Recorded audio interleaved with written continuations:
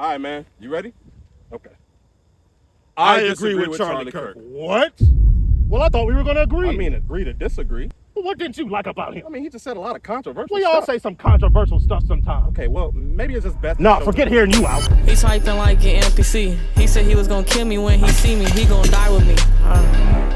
I ain't going out alone.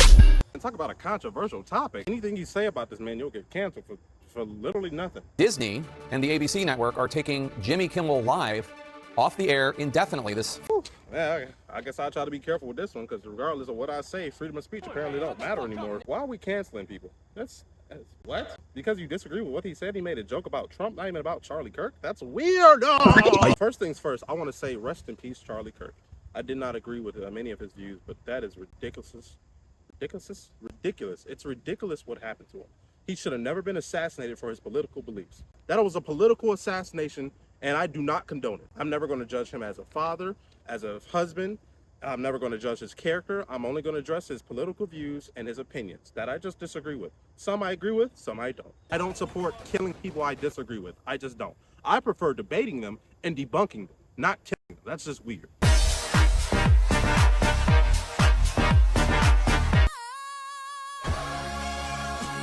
I'm not saying she deserved it, but I'm saying God's timing is always right.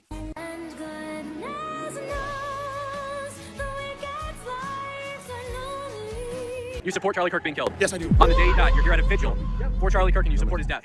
You support a Nazi? No, I don't support a Nazi. Charlie Kirk wasn't a Nazi. You support his shooter? Yep, sure do. You support Charlie Kirk's shooter? He does all favors.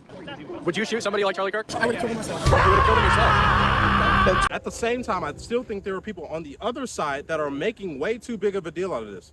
Yes, he was politically assassinated, but that does not mean we need to start a civil war, you retards. It's time we rise. Nigga, you look like a thumb. The fuck are you gonna do?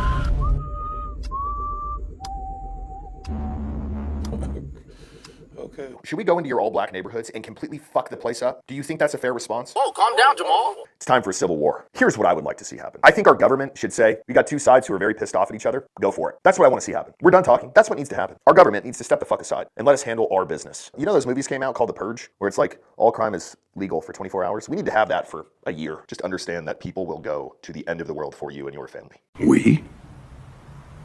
Who's we? There is no we. Louder and greater than ever. I will tell you right now, I am prepared to die for her. I am prepared to go to war for her. So do you make crass? What's that mean? Oh, hell no, man. What the fuck? What else can be done? For everyone on the left who is celebrating the death of one of our comrades, there's nothing else to call him. Do I look like a person who is scared to fucking fight you? Aren't we all done talking? When do we start fighting? No, this isn't some hoorah bullshit. This is pretty damn serious. The left has been celebrating Charlie Kirk being shot. I am not kidding when I say that the government needs to sanction a fucking fight between all of us. The government is not going to do anything. Our government needs to step aside. Make it legal for us to have one big ass fight, because that's what we need. Left-wingers, liberals, you need to be fucking showing your opponent's guts on there, okay? You need to be gutting them. You need to be shanking these motherfuckers. You guys are going too far. Cringe. Really cringe. That's gay. I'd argue that's gayer than gay. I'm declaring war on fat gay kids. Not the kids themselves, but on whatever's making them so fat, gay, and pathetic. He's trying to start a freaking civil war over Charlie Kirk? Over Charlie Kirk? I can understand Trump. Like, if Trump got assassinated, I hope to God that doesn't happen. If Trump ever got assassinated, then I could see it be. But Charlie Kirk? Charlie Kirk isn't this great glorified angel. Yes, that man was a family man. He was a respectable, probably father. He was in his kids' lives. I have no problem with him as a father, as a husband. I am not here to attack his character. I am just here to attack his political beliefs and opinions. But I don't like people who lie for a political gain. Like, it's just weird. Like, politicians are liars. Hey there. While he's on ranting about things or political figures he don't agree with, he has to remember that he's in the military and he's not allowed to say certain things because his freedom of speech is restricted. He does have some freedom of speech capabilities, but he can't say everything that he wants to. It is what it is. He's going to be in for another 10 years. He has to deal with it. There's people treating Charlie Kirk as if he was like some type of national hero. This is such bullshit. I've never been so pissed in my whole life. I just murdered Charlie Kirk right here in Utah. I'm so freaking pissed right now. This is bullshit. I just saw blood squirting out of his neck. I love that guy. Because Charlie was the most respectful person I have ever seen in politics. That Charlie was one of a kind. But you have created millions of new people who want to be like him. I am Charlie Kirk. I am Charlie Kirk. I am Charlie Kirk. I am Charlie Kirk. I am Charlie Kirk. I am Charlie Kirk. I'm Charlie Kirk too, nigga. He also spread dangerous narratives and actively lied. Now that we got that out of the way, what did I disagree with Charlie Kirk? Yeah, what did you disagree with, libtard? I'm not even a liberal. I saw a clip somewhere that you were trying to get the officer who murdered George Floyd pardoned, and I just want to know what your reasoning was about that. Well, George Floyd didn't die because of the police officer. He died largely because of a drug overdose. Him died largely because of a drug overdose. Having a fentanyl overdose. Having a fentanyl overdose.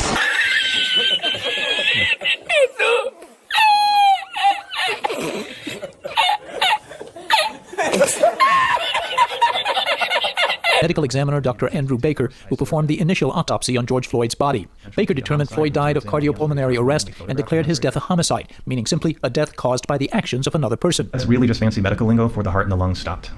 The heart, no pulse, no breathing. And in my opinion, the law enforcement subdual restraint and the neck compression was just more than Mr. Floyd could take by virtue of those heart conditions. Prior to the trial, there had been some confusion about Baker's autopsy findings, and today both the prosecution and defense tried to parse the report to make their case, arguing over the role controlled substances may have had in Floyd's death. So my opinion remains unchanged. It's what I put on the death certificate last June. That's cardiopulmonary arrest, complicating law enforcement subdual restraint, and neck compression. That was my top line then. It would stay my top line now. He died largely because of a drug overdose. And so if we look at the other contributing conditions, those other contributing conditions are not conditions that you consider direct causes. Is that true?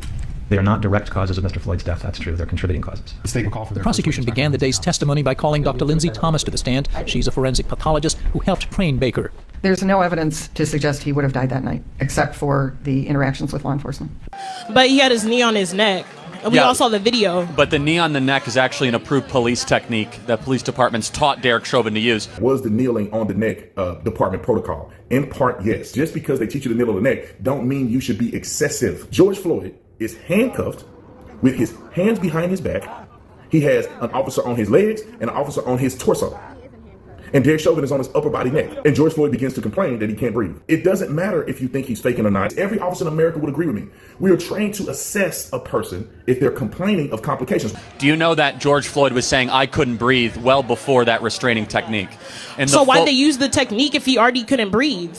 Well, because he was actually resisting arrest, and they had to restrain him. And they restrained him in a way that they were taught to do, which is the knee on the neck technique. Okay, so when does the technique end? Like when they die? Like he said he couldn't. No, I mean the technique ends when the individual stops resisting arrest. His cause of death was not asphyxiation; it was drug overdose. That was a part of it. Like he also had a heart disease. But it wasn't because of the police officer Derek Chauvin that put his knee on the neck. Cardiopulmonary arrest, complicating law enforcement subdual restraint, and neck compression. That was my top line then. It would stay my top line now. The lie is that there was a white police officer that went after a black person just because he was black, and it just wasn't true. He was resisting arrest. Okay, but he killed him. Like that doesn't. Well, again, the county medical examiner disagrees. Cardiopulmonary arrest, complicating law enforcement. I don't actually have anything disrespectful to say about Charlie Kirk, other than pointing out his hypocrisies and his lies.